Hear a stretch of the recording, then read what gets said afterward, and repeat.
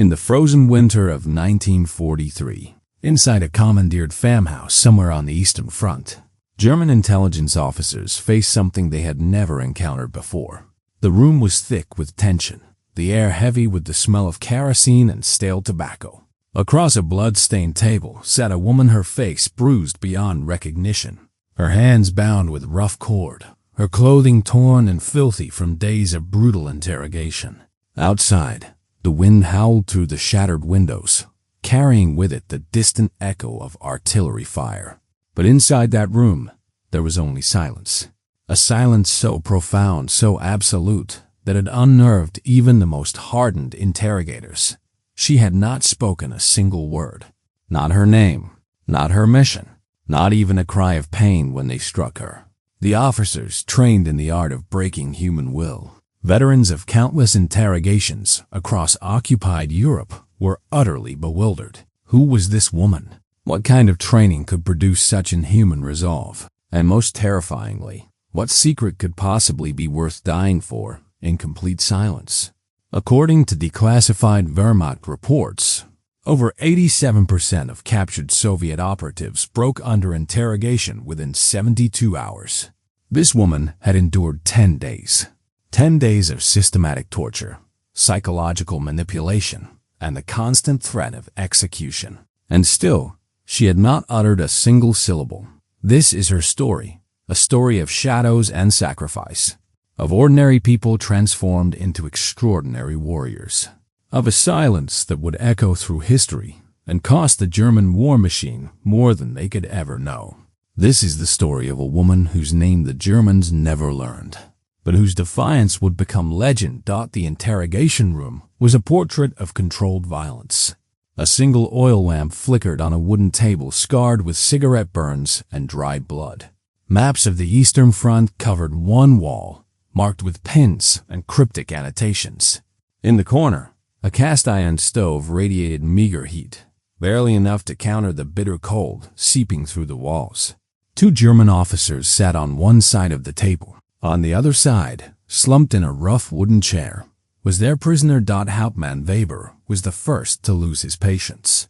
He was a young officer, perhaps 30, with the kind of sharp features and cold blue eyes that seemed designed for intimidation. He had been transferred to intelligence work after being wounded at Stalingrad, a bullet through the shoulder that left him unfit for frontline combat but perfectly capable of breaking prisoners.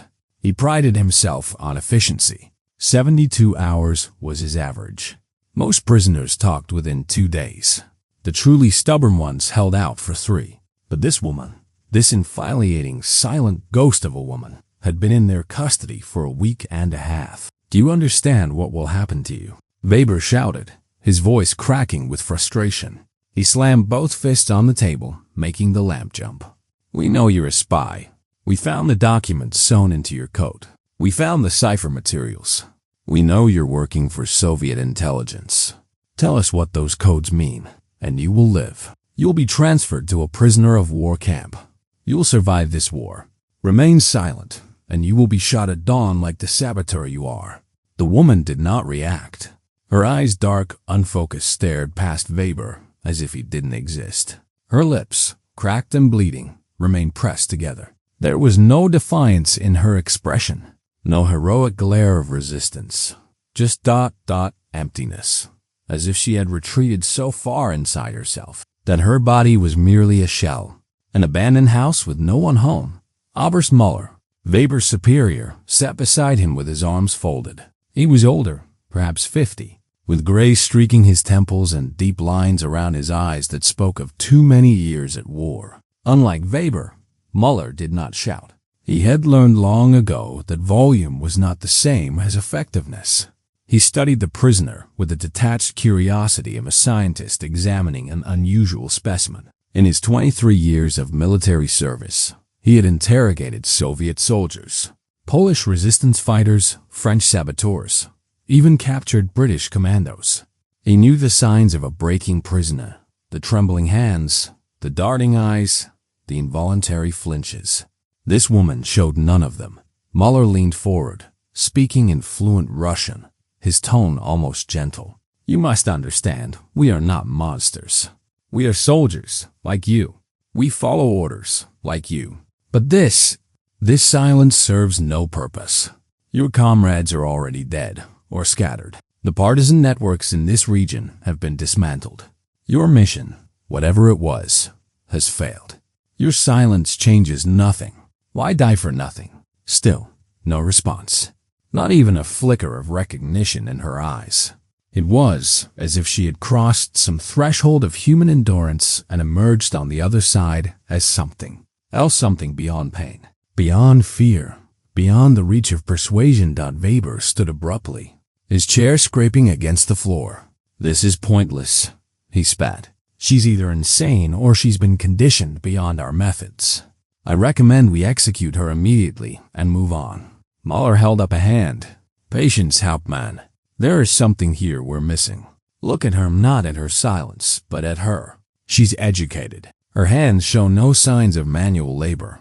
Before the war, she was likely a professional, a teacher, perhaps, or a civil servant. The NKVD doesn't waste such people on simple courier work. She knows something significant, something worth dying for. He reached into a leather folder and pulled out several sheets of paper, the documents they had recovered from her coat.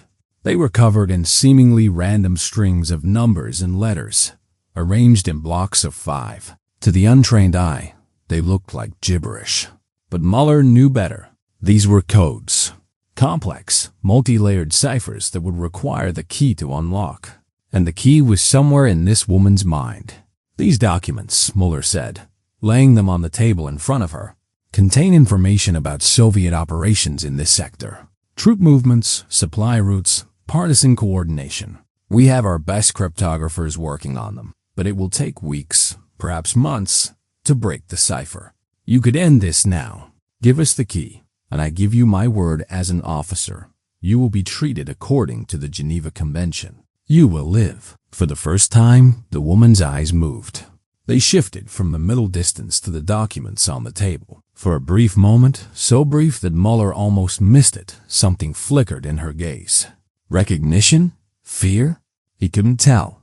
But then it was gone, and she was once again a statue of silence. Weber threw up his hands in disgust. She's playing us. She's waiting for us to give up, to transfer her somewhere else where she can escape or make contact with other Soviet agents. I've seen this before. We should... No, Miller interrupted firmly. We should escalate. Bring in Sturmband for Koch from the Gestapo detachment. He has methods we do not. Weber's face paled slightly. Everyone knew about Koch. He was a specialist in what the SS euphemistically called enhanced interrogation. Men who entered his interrogation rooms often emerged broken in body and mind, if they emerged at all. Weber had witnessed one of Koch's sessions once.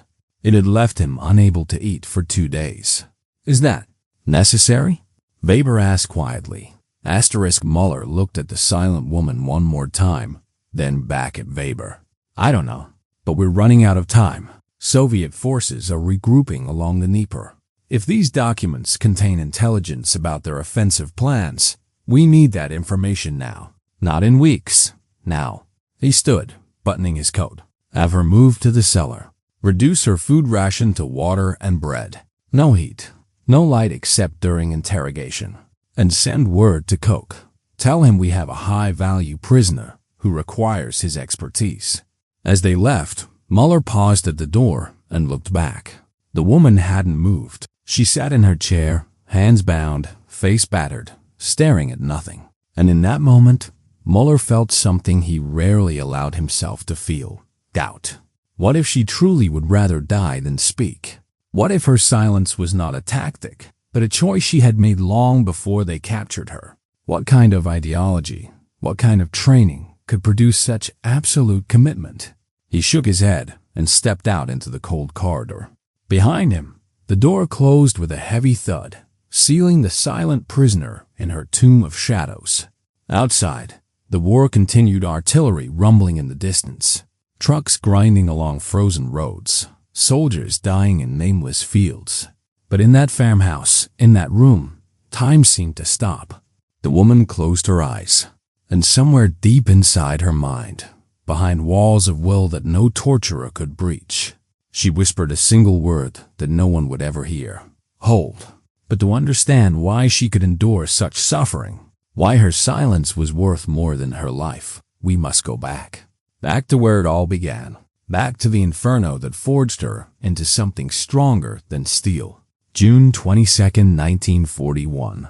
Operation Barbarossa. The largest invasion in human history began at 3:15 in the morning when 3 million German soldiers, supported by 3,600 tanks, 7,000 artillery pieces, and 2,700 aircraft, crashed across the Soviet border like a tidal wave of steel and fire. The world had never seen destruction on such a scale. Within hours, entire Soviet air regiments were destroyed on the ground.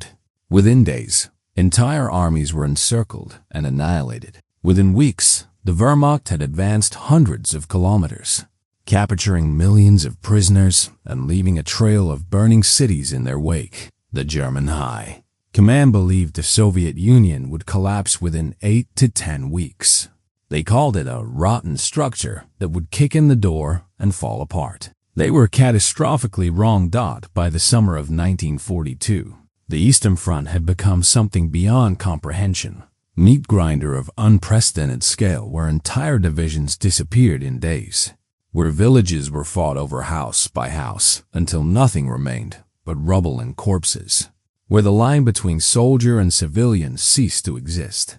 The war had become total, absolute, a struggle not for territory or political advantage, but for survival itself. Kalya Sokolova was 23 years old when the war came to her village. She had been born in a small town in western Ukraine, the daughter of a schoolteacher and a seamstress. Her childhood had been modest but happy summer days spent reading beneath apple trees.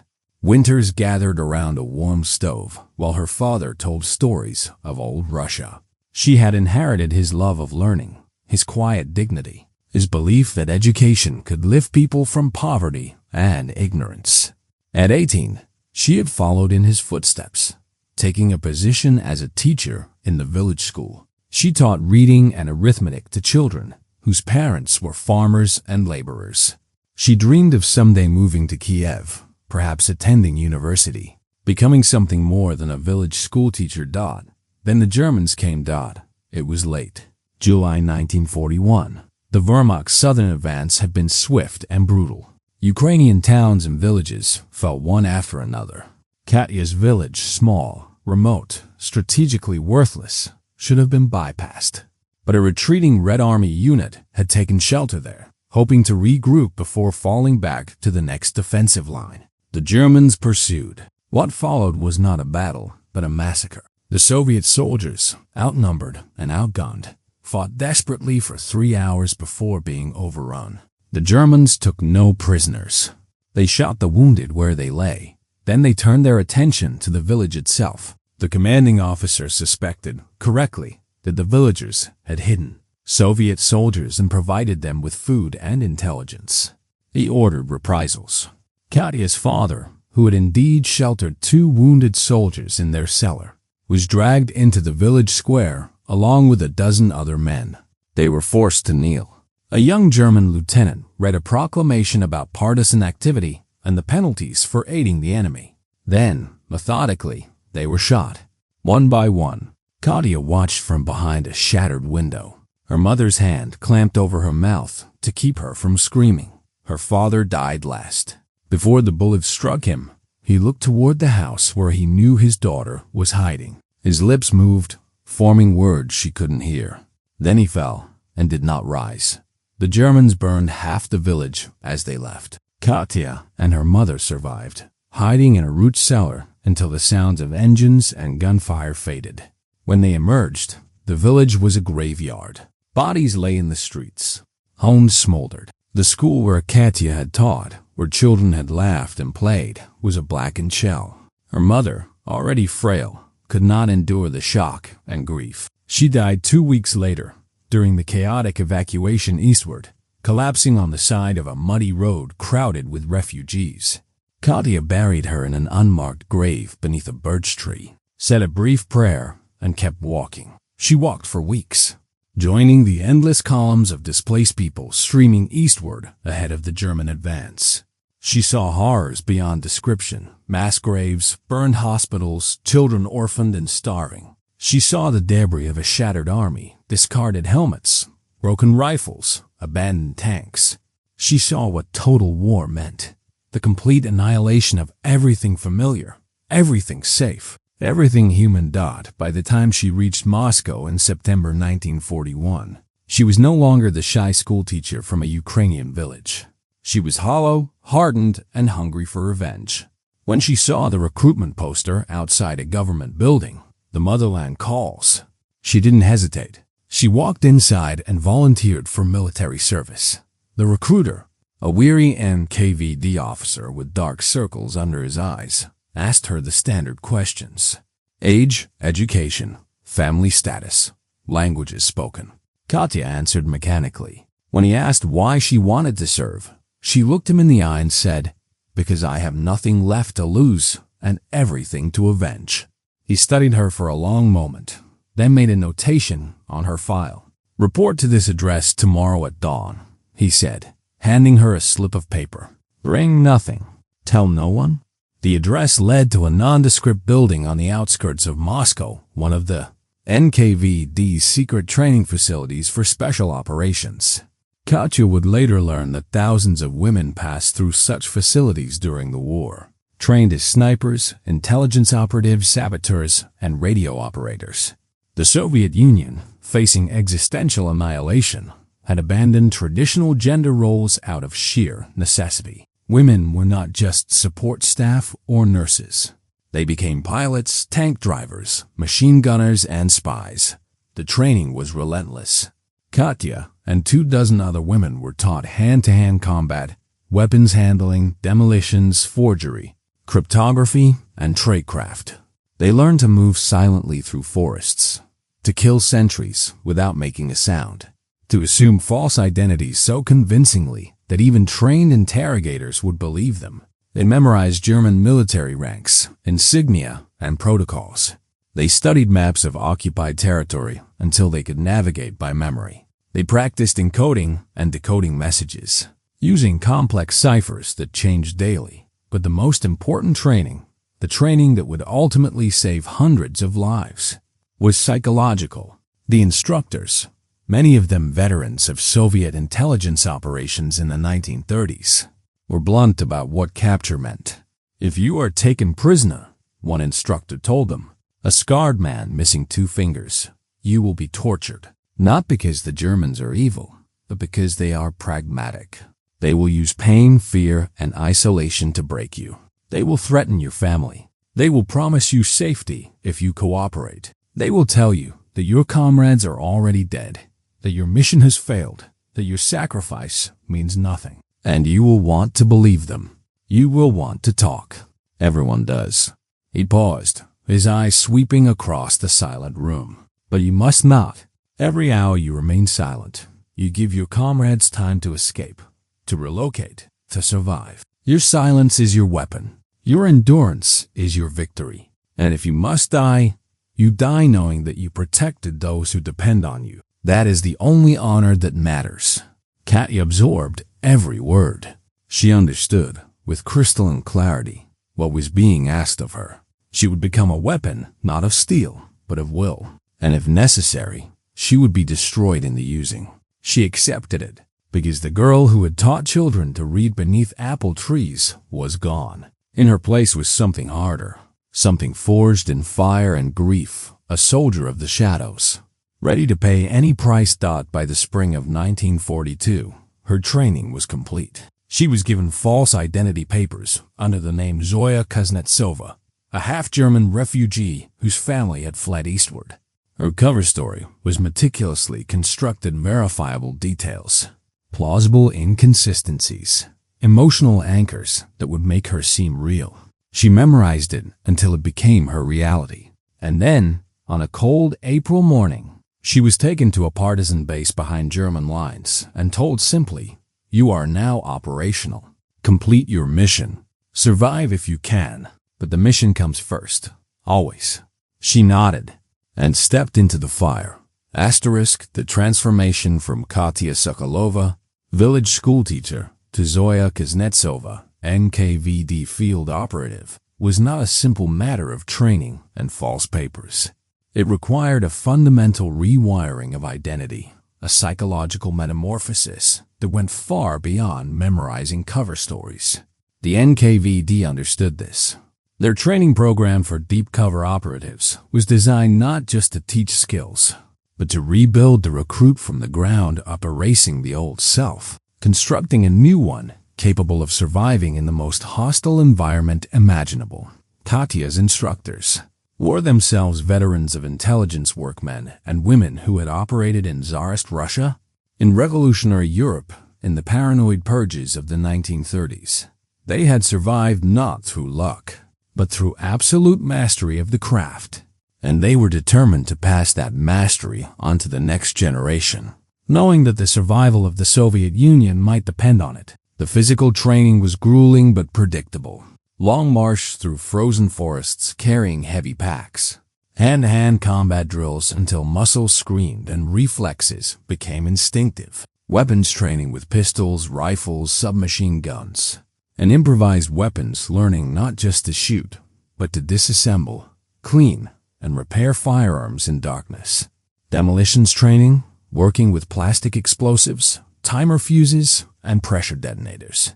By the end of 3 months, Katya could assemble a bomb from household materials, place it with surgical precision, and disappear before the explosion. But the real education happened in the classroom. Cryptography was a daily ritual learning to encode messages using book ciphers, substitution ciphers, and one-time pads. The instructors emphasized speed and accuracy. In the field, she would have minutes, not hours, to encode a report and transmit it via radio before German direction-finding equipment could triangulate her position. Every second mattered. They drilled her relentlessly until her fingers moved across the cipher. Grids without conscious thought. Languages were equally critical. Katya already spoke Ukrainian and Russian fluently. Now she learned German, not just conversational German, but the regional dialects, the military terminology, the subtle cultural markers that would make her cover identity bulletproof. She studied Austrian German, Bavarian slang, Prussian formality. She learned to think in German, to dream in German, to become German when necessary. Tradecraft was the most complex discipline. It was the art of living a double life without going insane. The instructors taught her to compartmentalize, to keep her real identity locked away in a corner of her mind while inhabiting her cover identity fully. Your cover is not a mask, one instructor told her. It's a second skin. If you think of it as false, others will sense that. You must believe it. When you are Zoya Kuznetsova, Katya Sokolova does not exist. She is dead, buried, forgotten. They taught her surveillance detection, how to spot a tail, how to lose one, how to use reflections, crowds, and sudden direction changes to identify followers. They taught her dead drops and brush passes, how to exchange information without ever appearing to make contact. They taught her the psychology of interrogation, what methods the Germans used, how to recognize them, how to resist them, and they taught her how to die. If you are captured and cannot escape, an instructor said bluntly, you have 3 options. First, delay. Resist interrogation as long as possible to give your network time to react. Second, mislead. Feed them false information that sends them in the wrong direction. Third, if all else fails, he placed a small glass vial on the table. Inside was a colorless liquid, potassium cyanide. Death in 30 seconds. Painful, but certain. You will carry one of these at all times. It will be sewn into your clothing, hidden in a button or a seam. It is your final tool, your last act of defiance. Katya picked up the vial, feeling its weight. It was so small, so insignificant, and yet it represented the ultimate expression of control, the power to choose death over betrayal. She slipped it into her pocket without a word. By December 1942, Katya had completed her training. She was no longer recognizable as the soft-spoken schoolteacher from a Ukrainian village. She moved with the economy of a predator, spoke with the confidence of someone who had rehearsed every word 1,000 times, and carried herself with the quiet alertness of someone who knew that relaxation could mean death. Her instructors were satisfied. She was ready. Her first mission was designed to be relatively low-risk, a test to see how she handled the psychological pressure of operating behind enemy lines. She was to infiltrate a German-occupied town, make contact with a local partisan coordinator, and deliver a coded message from Moscow. Simple, direct, no combat, no sabotage. Just pure TRADECRA, FD. She was dropped by night near the town of Bryansk, then under German occupation. Her cover story was solid. Zoya Kuznetsova, a refugee from Kiev, traveling west to find distant relatives who might still be alive. Her papers were perfect forgeries, complete with official stamps and signatures. Her clothing was appropriately worn and patched, the kind refugees actually wore. She even carried a small cloth bag containing a few personal items, a photograph of people who were not her family, letters from people who did not exist, and a worn Bible. Every detail was calculated to withstand scrutiny. The walk into town was terrifying. She passed German checkpoints, military convoys, and gendarmerie patrols. Each time, she forced herself to walk naturally, to breathe normally, to meet the eyes of soldiers without flinching. The first checkpoint nearly broke her. A young German corporal examined her papers with agonizing slowness, then asked her questions in rapid German. Where was she from? Where was she going? Did she have family in Bryansk? She answered smoothly, her accent perfect, her story consistent. The corporal seemed satisfied. He waved her through. She walked on, her heart hammering so hard she thought it might burst. But she didn't run. She didn't panic. She simply walked, one foot in front of the other, until she was out of sight. Then, behind a ruined building, she leaned against a wall and vomited from sheer nerves. But she had passed. Her cover worked. She was invisible. Over the following weeks, she completed her mission flawlessly. She made contact with the partisan coordinator, delivered the coded message, and exfiltrated without incident. Moscow was pleased. Her second mission came immediately. Gather intelligence on German troop movements through the Bryansk rail junction. She did. Her third mission. Identify the location of a Gestapo field office. She did. Her fourth mission. Coordinate with partisan units to sabotage a fuel depot. She did. With each success, her confidence grew. She learned the rhythms of occupation when German patrols changed shifts, which checkpoints were lax, which officials could be bribed or fooled. She became a ghost, moving through occupied territory as if she belonged there, gathering intelligence, coordinating resistance, and vanishing before anyone realized she had been there. But success bred risk. The more missions she completed, the more attention she attracted, not personally, but systemically. German counterintelligence knew someone was operating in the region. They knew someone was coordinating the partisan attacks that plagued their supply lines. They didn't know who. They didn't know where, but they knew she existed, and they were determined to find her. It was only a matter of time before the trap closed. Winter, 1943. The Eastern Front had become a frozen hell where temperatures plunged to 40 degrees below zero, and men died as much from the cold as from bullets. The German advance, so confident and unstoppable in 1941, had stalled. Stalingrad had become a graveyard. The Wehrmacht was overstretched, undersupplied, and bleeding from 1,000 partisan cuts. Behind every frontline division, in every occupied town and village, Soviet resistance fighters struck and vanished like wolves. And Zoya, no longer Katya, that name belonged to a dead woman, was one of the wolves. Her current mission was her most ambitious yet. Soviet intelligence had learned that the Germans were planning a spring offensive to stabilize the southern front and recapture lost territory. The offensive depended on a massive buildup of supplies, ammunition, fuel, rations, and spare parts stockpiled at several key rail junctions. One of those junctions was near Bryansk, and Moscow wanted it destroyed. Zoya's orders were clear. Coordinate with local partisans to destroy an ammunition train, scheduled to pass through the junction on the night of February 28th. The train was a priority target. It carried artillery shells, explosives, and fuel bound for frontline units. Its destruction would delay the German offensive by weeks and force them to reroute supplies through more vulnerable corridors. But the operation was high risk. The rail junction was heavily guarded. German counterintelligence was on high alert. And if the partisans were detected before the train arrived, the mission would fail and dozens of fighters would be killed. Zoya made contact with the partisan unit responsible for the sector, a ragged band of 30 fighters led by a former Red Army sergeant named Alexei. They met in a snow-covered forest clearing, 5 kilometers from the nearest German patrol route. Alexei was a hard man, scarred and suspicious, with the kind of eyes that had seen too much death. He didn't trust Moscow. He didn't trust the NKVD. And he didn't trust this young woman who claimed to speak for both. "You're just a girl," he said flatly, studying her in the dim light of a shielded lantern.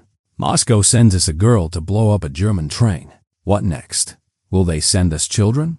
Zoya met his gaze without flinching. "Moscow sends someone who can read German patrol schedules, someone who can forge Wehrmacht documents, and someone who won't panic when the shooting starts. If you'd prefer to work without intelligence support, I can report back that you declined assistance. Your choice." Alexei's expression didn't change, but one of his men, a younger fighter with a crude bandage around his head, laughed. "She's got teeth, boss. I like her." Alexei grunted. "Fine, show me your plan." Zoya unfolded a map on a flat rock, using a small flashlight to illuminate the details. "The train passes through this curve at approximately 2,300 hours. The track runs through a shallow cut here, with forest on both sides. Visibility is poor. Guard patrols pass every 30 minutes, but there's a 12-minute gap between sweeps. That's your window." She pointed to a marked location. "We place the charges here, at the apex of the curve. When the locomotive enters the curve, it's already committed.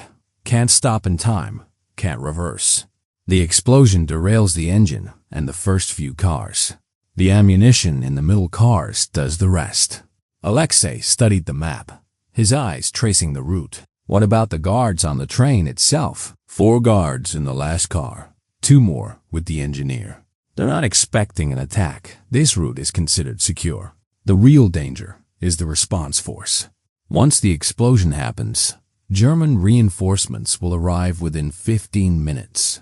We need to be gone in 10, and if something goes wrong, if the charges fail or the train is delayed. Zoya looked at him steadily. "Then we abort and try again, but the charges won't fail. I'll set them myself." Alexei finally nodded. "All right, we'll do it. But if this is a trap, if you're working for the Germans, then you'll kill me," Zoya finished calmly. "I understand, but I'm not, and we're wasting time talking about it. The train arrives in 3 days. We need to begin reconnaissance immediately." Over the next 72 hours, Zoya and the partisans prepared. They scouted the target site, timed the guard patrols, and identified escape routes. Zoya herself spent hours studying the rail line, calculating the precise placement of explosives to ensure maximum damage. She worked with a grim focus, aware that dozens of lives, both partisan and Soviet soldier, depended on her getting the details right. On the night of February 28th, they moved into position. The temperature was 20 degrees below zero. The forest was silent, except for the wind in the pines and the distant rumble of artillery from the front. Zoya and 4 partisans crawled through the snow to the rail embankment, carrying canvas bags filled with plastic explosives and timer fuses. The moon was hidden behind clouds, good for concealment, bad for visibility. They worked by touch, fingers numbed despite thick gloves. Zoya placed the charges with surgical precision, wrapping them around the rails and connecting the detonators to a central timer. The charges were Soviet-made, reliable but temperamental in extreme cold. She double-checked every connection, every wire, every seal. A single mistake would mean failure, or worse, a premature detonation that would kill them all. At 2,245 hours, the charges were set. Zoya synchronized the timer Detonation in 18 minutes. They crawled back into the forest and took up positions on a low ridge overlooking the track. Alexei passed around a bottle of vodka. Each fighter took a sip for warmth. When it reached Zoya, she hesitated, then drank. The liquor burned down her throat, spreading warmth through her chest. She handed the bottle back without a word. At 2,303 hours. They heard it, the distant chug of a locomotive, the rhythmic clatter of wheels on rails. The train rounded the far bend, headlamp cutting through the darkness. It was moving at moderate speed, perhaps 40 kilometers per hour, fast enough to be unstoppable once the charges blew. Zoya watched through a pair of liberated German binoculars. The locomotive entered the curve. 5 seconds. 4, 3, 2. The world exploded. The charges detonated with a thunderous roar that shook the ground and sent snow cascading from the trees. The locomotive's front wheels lifted off the tracks, twisting sideways as momentum carried it forward. The engine tipped, crashed, and tumbled down the embankment, dragging the first 3 cars with it. Then the ammunition cars ignited. Secondary explosions rippled through the train like a string of firecrackers, each blast larger than the last. Flames shot 100 meters into the air, painting the forest in hellish orange and red. The sound was deafening, a continuous thunder that rolled across the landscape. The partisans cheered, but Zoya was already moving. "Go!" she shouted. They melted into the forest, moving fast along pre-planned escape routes. Behind them, the train continued to burn, ammunition cooking off in spectacular bursts. German sirens wailed in the distance. Searchlights stabbed through the darkness. But by the time the first reinforcements arrived, the partisans were gone, scattered into the vast forest like smoke. The operation was a complete success. German reports later confirmed that the train had been carrying enough ammunition to supply an entire division for 2 weeks. Its destruction forced the Wehrmacht to reroute supplies through less secure corridors, where more partisan attacks awaited. The spring offensive was delayed by 3 weeks, giving the Red Army critical time to fortify defensive positions. But success came with a cost. Zoya's radio, damaged during the escape through rough terrain, stopped transmitting. She could receive messages from Moscow, but couldn't send replies. She was cut off, unable to report her success or receive new orders. And worse, the Germans now knew for certain that a high-level coordinator was operating in the region. Counterintelligence units flooded the area. Checkpoints doubled. Informant networks were activated. The net was closing. Zoya went deeper underground, moving from safe house to safe house, relying on the partisan network to keep her hidden. But the network itself was compromised. German interrogators, working through captured partisans, had begun to piece together the structure of the resistance. Names were extracted. Safe houses were identified. And slowly, methodically, the Gestapo traced the threads back toward their source. On March 12, 1943, Zoya received word that a courier would meet her at a barn on the outskirts of a burned village, a location considered secure, used only once before. The courier would deliver a new radio and updated cipher keys. She was told to arrive at dawn. She was told it was safe. It wasn't. March 12, 1943, 0530 hours. The sky was still dark, though a faint gray light bled along the eastern horizon, promising dawn. Zoya moved through the forest with the practiced silence of someone who had learned that noise meant death. Her breath formed small clouds in the freezing air. Her boots crunched softly on frozen snow. Every sense was alert, attuned to the rhythms of the forest, the rustle of wind in bare branches, the distant call of a crow, the absence of smaller sounds that might indicate human presence. The barn was ahead, a dark silhouette against the lightening sky. It stood alone in a clearing that had once been a collective farm. The farmhouse itself was gone, burned to its foundations. Only the barn remained, half collapsed but still standing. It was the kind of place partisans used for meetings, remote, abandoned, easily defensible. Or so the theory went. Zoya paused at the tree line, studying the barn from a distance. Something felt wrong. She couldn't articulate it, no visible signs of danger, no obvious indicators of a trap. Just an instinct, a subtle wrongness that prickled at the base of her skull. In her months behind enemy lines, she had learned to trust that instinct. It had saved her life more than once. She circled the clearing, moving slowly, watching for tracks, for disturbed snow, for anything out of place. Nothing. The barn stood silent and empty. Perhaps she was being paranoid. Perhaps the stress of operating alone, cut off from Moscow with the Gestapo closing in, was making her see ghosts. She checked her watch. 545 hours.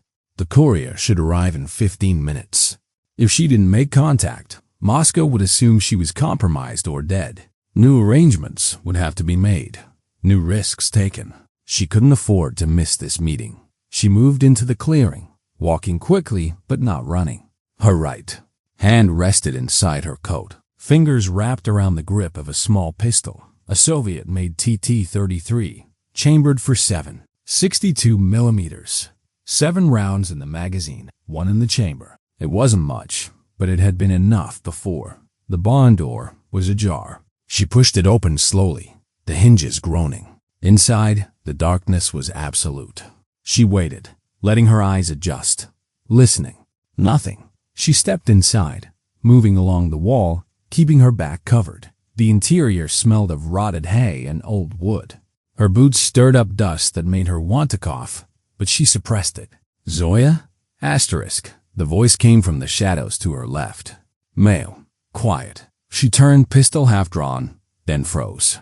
It wasn't the courier. It was Mikhail, one of Alexei's partisans, a young fighter she'd worked with during the train sabotage. He stepped forward, hands visible, empty. Mikhail? What are you doing here? Where's the courier? Change of plans, he said, his voice tight. The courier was stopped at a checkpoint. I'm the replacement. I have your radio. He gestured toward a canvas bag on the ground. Zoya didn't move. Something was very wrong. Mikhail's eyes kept darting toward the door. His hands trembled. And now, in the growing light, she could see the sweat on his forehead, despite the cold. How did you know I'd be here? She asked quietly. Alexei told me. He sent me. Alexei doesn't know about courier protocols. Only Moscow and I know the locations. Mikhail's face crumpled. I'm sorry, he whispered. They have my sister. They? Said they'd kill her if I didn't. The door exploded inward. German soldiers poured through, rifles raised, shouting commands in harsh, rapid German. Han ho! Hands up! Do not move! Zoya's hand was already moving, pistol clearing her coat, swinging toward the nearest soldier. She fired once, the muzzle flash blinding in the darkness, the reports deafening. The first soldier went down. The second staggered, but there were too many. A rifle butt slammed into her wrist, sending the pistol spinning away. Another struck the back of her head. Pain exploded through her skull, white and overwhelming. She stumbled, tried to reach for the poison vial sewn into her collar, but rough hands grabbed her arms, forcing them behind her back. She fought, kicking, biting, but they were too strong, too many. Someone shouted in German, "Alive! We need her alive!" A cloth, soaked in something chemical, was pressed over her face. She tried not to breathe, but her lungs betrayed her, gasping for air. The world tilted, colors bleeding into gray, sounds fading to a distant roar. Her last conscious thought was a single word, repeated like a mantra. Hold, hold dot, then darkness. When she woke, she was in the farmhouse. The interrogation had already begun. Asterisk Zoya regained consciousness slowly, awareness returning in fragments. Pain first, a dull, throbbing ache at the base of her skull where she'd been struck. Then cold bone deep, relentless. Then sounds, muffled voices speaking German, the scrape of a chair, the creak of floorboards. She kept her eyes closed, gathering information, assessing her situation before revealing she was awake. Her hands were bound behind her back, the rough cord cutting into her wrists. She was sitting in a wooden chair. Her coat was gone. So were her boots. The cold seeped through her thin clothing, making her shiver. She could smell kerosene, tobacco smoke, and something else, the metallic scent of old blood. Others had been interrogated in this room, probably recently. She's awake. The voice was close, male, speaking German. Zoya opened her eyes. The room swam into focus, a small space with cracked plaster walls. A single oil lamp on a table. 2 German officers watching her. One was young, perhaps 30, with sharp features and cold blue eyes. The other was older, gray-haired, with the bearing of a career officer. Behind them, standing in the shadows, was a third figure as S uniform, Gestapo. Her heart sank that the older officer spoke in fluent Russian. "Good morning. I am Oberst Muller. This is Hauptmann Weber. You are in the custody of the Wehrmacht Intelligence Division. Do you understand?" Zoya said nothing. Her training took over, shutting down motion, locking away fear, retreating behind walls of silence. Muller nodded as if he'd expected this. "We know you are a Soviet intelligence operative. We found encoded documents sewn into your coat. We found a weapon, false identity papers, and..." He held up a small glass vial. "This, potassium cyanide, standard issue for NKVD field agents. So there is no point in denying what you are." Silence. Weber leaned forward, his voice hard. "What is your name?" "Your real name." Silence. "What is your mission? What do the codes mean? Who are your contacts?" Silence. Weber's fist slammed down on the table. "You will answer. You are a spy, a saboteur. Under military law, you can be executed immediately. Your only chance to live is to cooperate." Still nothing. Zoya stared past him, through him, focusing on a crack in the wall behind his head. She imagined herself somewhere else back in her village, beneath the apple trees, her father reading aloud while she listened. The image was vivid enough to drown out Weber's shouting, enough to make the cold and pain feel distant, abstract. Muller raised a hand, silencing Weber. "Enough. She's been trained to resist verbal intimidation." He studied Zoya with a thoughtful expression. "You're young, educated. Before the war, what were you? A student? A teacher?" Zoya's expression didn't change, but something flickered in her eyes, so briefly that Muller almost missed it. He smiled slightly. "A teacher. I thought so. The hands give it away, no calluses, no scars from manual labor. You taught children, perhaps. Arithmetic? Literature?" He paused. What a waste. If you had been born German, you could have had a career, a family, a future. Instead, you're here, captured, awaiting execution. All because Stalin convinced you to throw your life away for a losing cause. He leaned closer, his voice softening. "The war is lost for the Soviet Union. Moscow will fall sooner or later. Your sacrifice changes nothing, but your death doesn't have to be meaningless. Help us. Tell us what the codes mean. Give us the names of your contacts. In return, I give you my word as an officer. You will be treated as a prisoner of war, not executed as a spy. You will survive this war. You might even see your homeland again." For a moment, Zoya almost believed he meant it. His voice was sincere, his offer reasonable. If the war really was lost, if her resistance truly was futile, why die for nothing? Why not save herself? But then she remembered. She remembered the documents she carried, the locations of partisan staging areas, supply caches, and upcoming operations. She remembered the network of fighters who depended on her silence to survive. She remembered the train she'd destroyed, the Germans she'd killed, the intelligence she'd gathered. Every hour she remained silent was an hour those networks had to relocate, to warn their members, to disappear. Her silence was a weapon, and she would wield it to the end. She said nothing. Muller sighed and stood. "Very well. We will try other methods." The days that followed blurred into a nightmare of systematic brutality. The Germans were methodical, almost clinical, in their approach. Sleep deprivation first. They woke her every hour, shining lights in her face, shouting questions. When that failed, they escalated to physical pain. Beatings with rubber hoses that left no visible marks, but caused excruciating internal bruising. Stress positions forced to stand with arms outstretched for hours until muscles screamed and consciousness wavered. Cold baths in water just above freezing, followed by exposure to icy winds that made her body convulse with hypothermia. Through it all, she did not speak. The Gestapo specialist arrived on the 5th day. His name was Koch, a man with dead eyes and soft hands who spoke in a quiet, conversational tone that was somehow more terrifying than Weber's shouting. He brought with him a leather case filled with instruments Zoya didn't want to identify. He explained, in meticulous detail, what each instrument did and how much pain it would cause.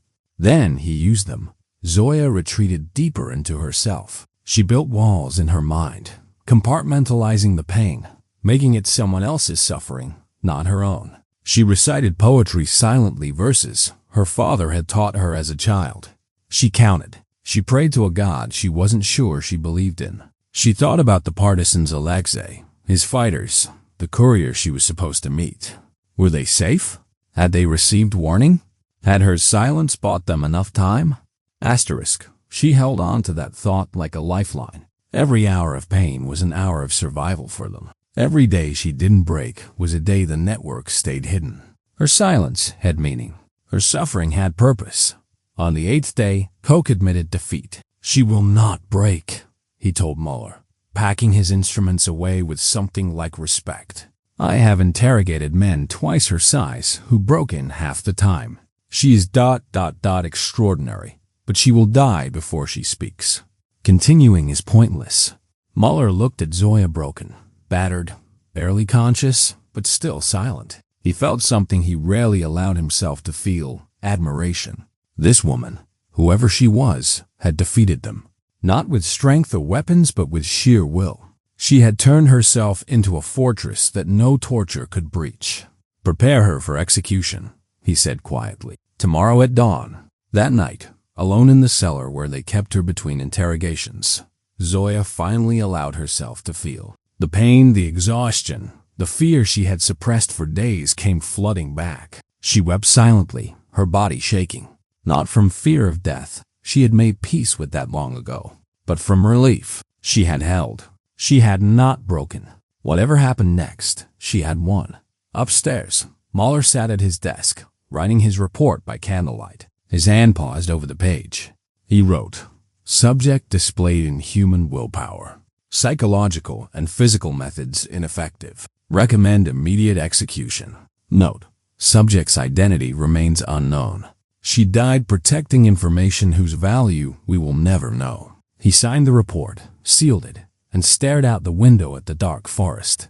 Somewhere out there, he knew, the network she had protected still survived. Because of her silence, dozens, perhaps hundreds of Soviet operatives would live to fight another day. He had lost this battle, and he knew it. Asterisk to understand what Zoya died to protect. We must look beyond the interrogation room, beyond the immediate tactical picture, and see the larger strategic reality of the Eastern Front in early 1943. The documents sewn into her coat were not simply lists of names or locations. They contained something far more valuable: the coordinated operational plan for a massive partisan uprising timed to coincide with the Soviet Spring Offensive. Soviet partisan warfare was not random or spontaneous. By 1943, it had evolved into a sophisticated shadow army operating behind German lines under direct coordination with Moscow. Partisan units numbered in the hundreds of thousands, organized into brigades and divisions with clear command structures. They disrupted German supply lines, destroyed infrastructure, tied down entire divisions in rear area security operations, and provided intelligence that shaped Red Army strategies. The documents Zoya carried detailed the locations of 15 major partisan staging areas, spread across 300 kilometers of occupied territory. They identified supply caches containing weapons, explosives, and radio equipment. They outlined the timing and targets of coordinated attacks scheduled for late March attacks designed to cripple German logistics just as the Red Army launched its own offensive. And most critically, they contained the cipher keys that would allow the Germans to decrypt partisan radio traffic, exposing the entire network. If the Germans had broken Zoya and extracted this information, the consequences would have been catastrophic. Gestapo and SS units would have raided the staging areas simultaneously, arresting or killing hundreds of fighters. Supply caches would have been seized, crippling partisan operations for months. Radio intercepts would have unraveled the command structure, leading to further arrests and executions. And a coordinated uprising, planned as a critical supporting action for the Soviet offensive, would have collapsed before it began, but they didn't break her. And that 10 days of silence, 10 days of agony, endurance, an absolute refusal to speak gave the partisans the time they needed. On March 8th, when Zoya failed to make her scheduled radio contact, Moscow immediately activated emergency protocols. A flash message went out to all partisan commanders in the sector. Sparrow compromised. Execute contingency plan. All units relocate immediately. The staging areas were abandoned within 24 hours. The fighters melting into the forests with their weapons and supplies. Supply caches were moved to new locations. Radio frequencies were changed. Cover identities were shuffled. By the time the Germans moved to act on whatever intelligence they might extract from Zoya, there was nothing left to find. Alexei, the partisan commander who had worked with Zoya on the train sabotage, received the warning on March 9th. He and his unit were camped in a forest-safe house when the radio operator decoded the message. Alexei's face went pale. "Zoya," he said quietly. "The Germans have Zoya." One of his fighters, a young woman named Katerina, asked the obvious question. Will she talk? Alexei thought back to the woman who had crawled through frozen snow to plant explosives on a German train. The woman who had argued tactics with him as an equal, who had looked at death and not blinked. He shook his head. "No, she won't. But we can't risk it. Move everything. We leave in 1 hour." They burned the safe house and disappeared into the wilderness. 2 days later, Gestapo units raided the location. They found only ashes and abandoned equipment. The same scene repeated across the sector. German raids finding empty camps, phantom supply caches, radio silence where chatter had been. Zoya's silence had bought just enough time. The partisan uprising went forward as planned on March 28th, 2 weeks after Zoya's capture and 13 days after her execution. Coordinated attacks struck German rail lines, supply depots, communication hubs, and administrative centers across a vast front. Trains were derailed. Bridges were blown. Convoys were ambushed. German rear areas, previously secure, erupted into chaos. Wehrmacht divisions that should have been reinforcing the front were instead tied down, hunting partisans who struck and vanished like ghosts. The Soviet spring offensive, supported by this partisan chaos, achieved breakthrough success in several sectors. German lines buckled. Territory was reclaimed. The strategic initiative, lost since 1941, began to shift back toward the Red Army. And while historians would later point to many factors, logistics, manpower, Soviet operational improvements, one of those factors was the information that never reached German intelligence. Information that died with a silent woman in a farmhouse cellar. But Zoya herself never knew this. On the night before her execution, locked in the cold darkness of the cellar, she had no way of knowing whether her silence had mattered. She didn't know if the partisans had been warned, if the networks had survived, if her suffering had accomplished anything at all. All she had was faith that Moscow would react to her silence, faith that her comrades would understand, faith that her death would mean something. She thought about her father, shot in a village square for sheltering soldiers. She thought about her mother, dying on a muddy road among refugees. She thought about the children she had taught, who were now scattered or dead. She thought about the long journey from that quiet village to this cold cellar, every step, every choice, every sacrifice. And she realized that she was not afraid. In her final hours, Zoya found a strange peace. She had done what she was trained to do. She had protected her mission, her comrades, her motherland. If this was the price, she would pay it willingly. She would die as she had lived on her own terms, unbroken. Silent to the end. Chapter 8. Execution and Legend. March 15, 1943. Dawn broke over the frozen landscape with a pale, cold light that offered no warmth. In the courtyard behind the farmhouse, German soldiers formed a firing squad, 6 men with rifles. young conscripts who had the hollow eyes of those who had seen too much death. They stood at attention, breath steaming in the icy air, waiting for orders they wished they didn't have to follow. Oberst Muller stood to one side, his face expressionless. Hauptmann Weber was absent. He had requested permission not to attend, citing other duties. The request had been granted. Muller didn't blame him. There was something profoundly unsettling about executing a prisoner who had never spoken, never begged, never given her captors the satisfaction of breaking. The cellar door opened. Two soldiers led Zoya out into the courtyard. She walked without assistance, though her body was battered and weak from days of interrogation. They had given her back her boots and coat, a small mercy, perhaps, or simply protocol. Her hands were bound in front of her. Her face was pale, bruised, but her eyes were clear. She looked at the firing squad without fear, without hatred, just a kind of quiet acknowledgement, as if she were observing something that didn't concern her. They positioned her against a wooden post. Muller approached, carrying a piece of paper. "Do you have any last words?" he asked in Russian. It was procedure, nothing more. He didn't expect an answer. He didn't get one. Zoya looked at him for a long moment. Then, for the first time since her capture, her lips moved. She didn't speak, not words, anyway, but she smiled.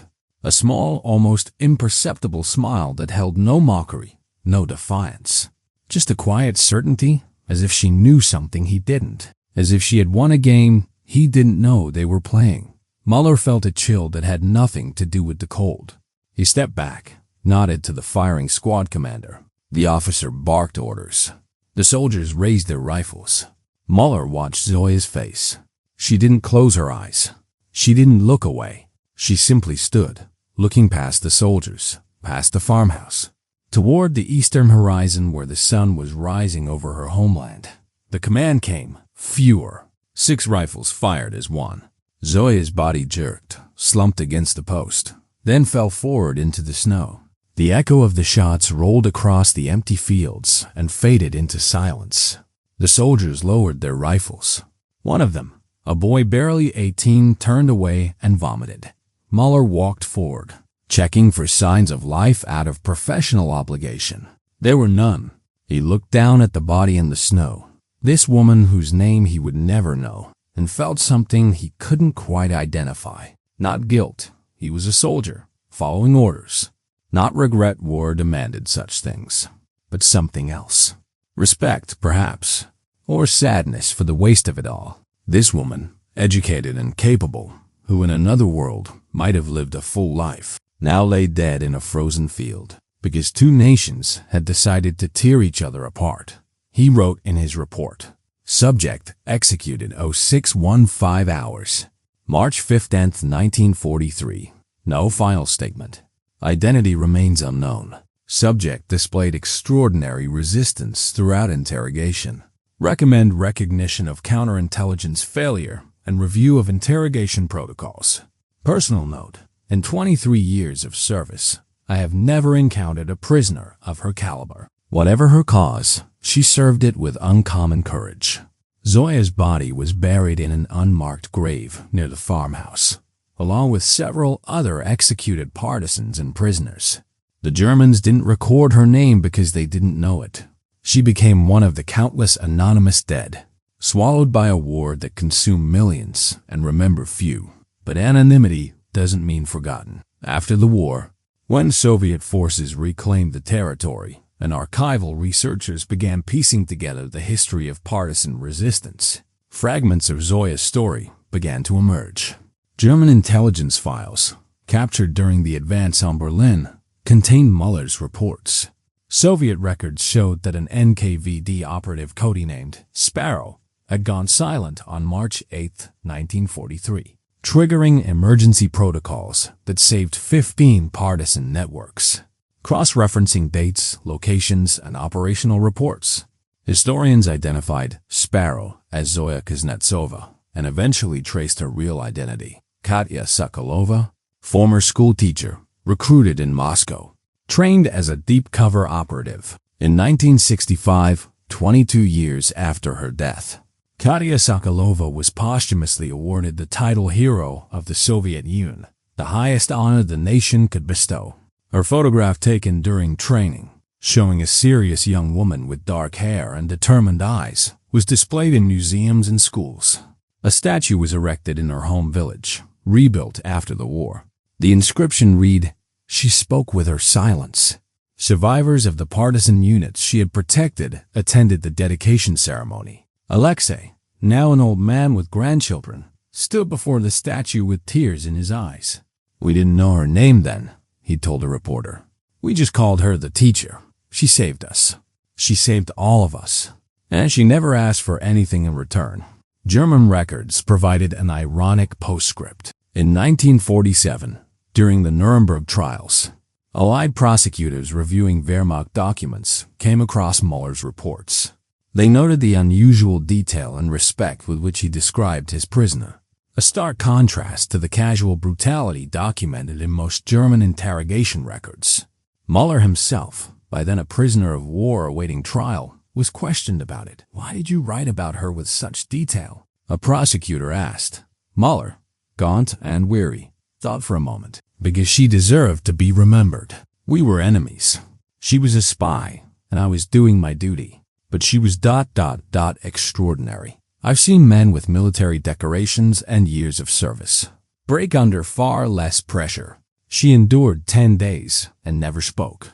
That kind of courage transcends politics and uniforms. It deserves recognition, even from her enemies." The prosecutor noted this in his report, and Muller's account became part of the official record, a testament from the other side of the war, confirming what Soviet archives had claimed. Today, more than 80 years after her death, Katya Sokolova's story has transcended its historical moment to become something larger, a symbol of resistance, courage, and the power of individual will against overwhelming force.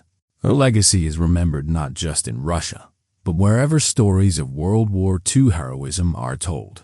And her silence, that absolute, unbreakable silence, has become its own kind of speech, resonating across generations. In modern Russia, her statue stands in a small park in the rebuilt village where she was born. Children play around its base, unaware of the weight of history it represents. On Victory Day, each May 9th, veterans fewer each year gather to lay flowers and stand in silence, remembering comrades like Zoya, who never came home. Schoolchildren learn her story in history classes, read excerpts from her file, debate what gave her the strength to endure. But the most poignant memorials are the personal ones. In 2003, a woman named Nina Orlova, 86 years old, living in a Moscow apartment, contacted the Russian military archives with a story. She had been 8 years old in 1943, living with her grandmother in a village near Bryansk. One night, a young woman had stayed in their home, quiet and tense, kind to the child. She had shared bread with Nina, told her to study hard in school, and left before dawn. Weeks later, Nina's grandmother, who had connections to the partisan network, learned that the woman had been captured and executed by the Germans. "I didn't know her name then," Nina told the archivist. "But when I saw the photograph in the museum, the one from her file, I knew. That was her. She gave me her bread, even though she must have been hungry. She told me to stay in school, to learn, to make something of my life. I became a teacher because of her. I wanted to honor what she represented." Nina's story, and dozens like it, reveal the human dimension behind the official history. Zoya was not just a spy, not just a statistic. She was a person who touched other lives, who made choices moment by moment, who retained her humanity even in the shadow of death. Historians continue to study her case, asking questions that transcend the specific details of her mission. What psychological mechanisms allowed her to endure such prolonged torture? How did Soviet training produce individuals capable of such extraordinary resistance? And perhaps most importantly, what does her story tell us about the nature of courage? About the lengths to which ordinary people can go when defending something they believe in? Dr. Elena Mikhailova, a historian specializing in Soviet intelligence operations, has written extensively about Zoya and other female operatives. In her 2018 book, Silent Warriors, Women of Soviet Intelligence, she argues that Zoya's story challenges traditional narratives about gender and warfare. We tend to think of courage in masculine terms, charging into battle, physical strength, aggressive action, Dr. Mikhailova writes. But Zoya's courage was different. It was endurance. It was the ability to suffer and not break. It was the strength to protect others by absorbing pain herself. This is not a lesser form of courage. It's simply different and arguably more difficult. Anyone can fight when adrenaline and training take over.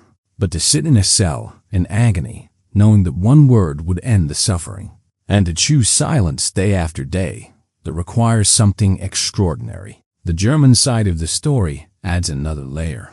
Oberst Muller survived the war, was tried for war crimes unrelated to Zoya's case, and served 5 years in a Soviet prison camp.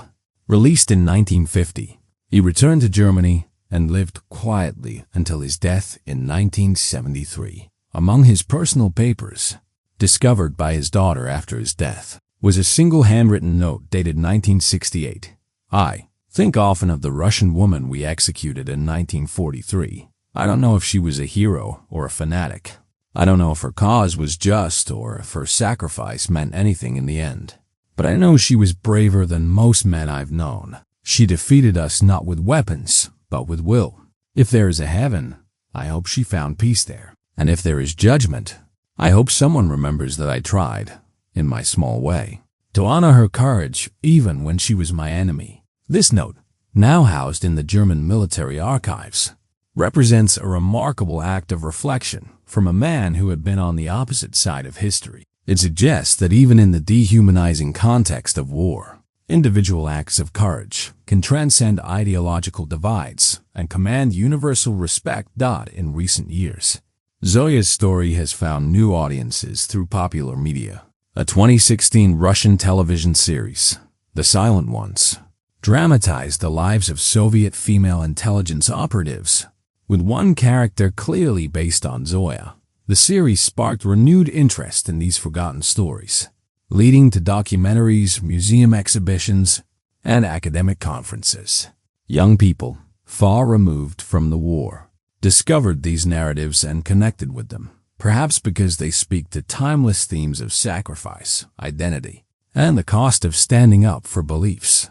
But perhaps the most fitting memorial is the one that exists in the collective memory of the partisan communities she helped save. In forests near Bryansk, in villages that were rebuilt after the war, in the descendants of fighters who survived because she didn't speak, her legacy lives on. Not in monuments or medals, but in the simple fact that these people exist. They are the children and grandchildren and great-grandchildren of men and women who would have been killed if Zoya had broken. They go to school, fall in love, raise families, live ordinary lives. And they exist because a schoolteacher from Ukraine decided that some things are worth dying for. Asterisk. The story of Zoya Katya Sokolova is ultimately a story about choice. She chose to resist when surrender would have been easier. She chose silence when speaking would have ended her pain. She chose to protect others at the cost of her own life. These were not easy choices, not simple binaries between good and evil. They were agonizing, moment-by-moment decisions made under impossible conditions. And that's what makes her story resonate. Most of us will never face a firing squad. We'll never be tortured for information that could save lives. But we all face moments where we must choose between comfort and principle, between self-preservation and protecting others, between speaking and remaining silent. Zoya's story reminds us that we are capable of far more than we think, that ordinary people and extraordinary circumstances can become extraordinary. The German officers were shocked when a Soviet woman refused to talk. But perhaps they shouldn't have been, because throughout history, in every war and every struggle, there have been individuals who discovered reserves of strength they didn't know they possessed. People who endured the unendurable. People who chose to break their bodies rather than their spirits. People who understood that silence, in the right moment, can be the loudest form of defiance. Katya Sokolova was one of those people, and her silence still echoes, What do you think gave her the strength to endure? Could you remain silent if everything depended on it? Where are you watching from? Share your thoughts and your location in the comments below. Hit subscribe to hear more untold stories from World War II. Stories of courage that transcend borders and generations. Because some heroes don't fire guns. Some heroes don't give speeches. Some heroes simply refuse to break. And sometimes, that's the most heroic act of all.